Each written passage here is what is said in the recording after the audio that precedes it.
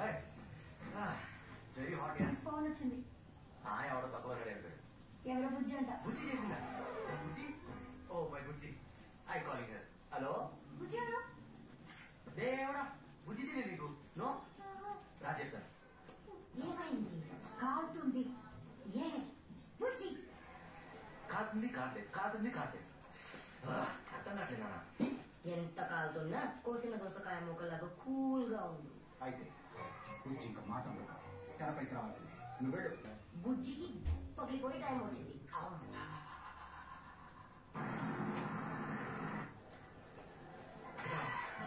బుజ్జి మసాలా మంగ. ఓ బుజ్జి బుజ్జ నేను కాదు.